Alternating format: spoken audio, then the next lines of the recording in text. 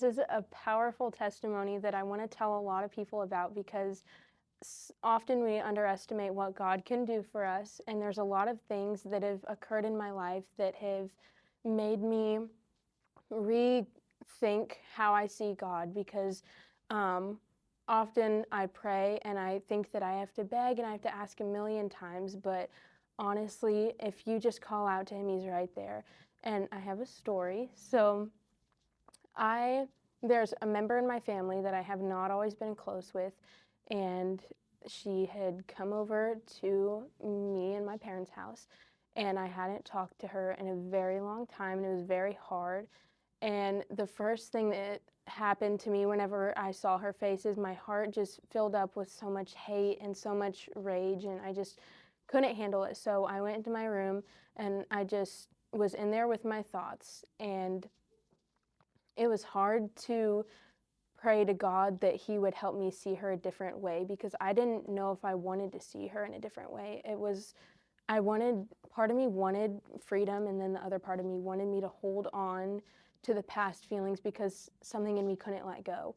And I just prayed, and I wasn't sure about how quickly it was going to come. And so I just said, please take out anything in my heart that does not fulfill your plan for me, that does not make me into a better Christian. And I prayed for about 5 minutes, and then I just sat and I listened, and I stayed in my secret place, and I just sat. And a couple minutes later, I'll never forget it, the feeling of love that I felt when I stood up.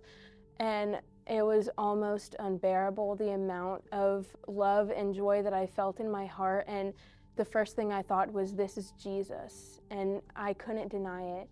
And a couple minutes later, Satan tried to get in and tell me that it was just me and that it was just me overthinking things because I was starting to doubt. But I did not want to get so far into the doubt that I didn't make peace with it.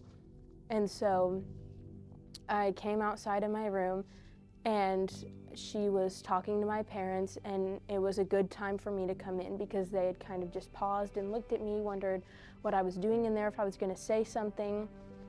And I wasn't being forced by anybody. My parents understood if I did not want to come out and say hi or anything. But I went in there, and I just smiled so big at her, and she just kind of looked at me, and she was shocked to see me. And it was awkward at first. I just said, hi. I just looked at her. And then she just looked at me, and her face was red, and her eyes started welling up, and she didn't know what to do.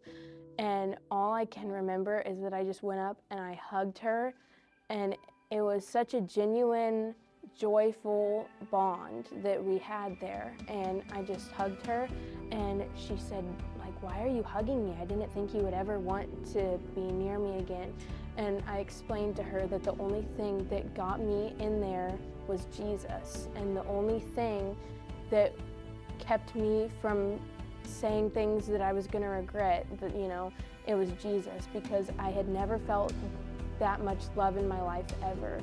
I had never felt anything so powerful, and it was really hard for me to explain because, I don't want people to look at me and say oh my gosh, you're crazy, but it was such an undeniable feeling that, it was Jesus. And yeah, and every single time that I think back on it, it just warms my heart. And anytime I think about the love of Jesus, I'm never ungrateful that other people might have felt it.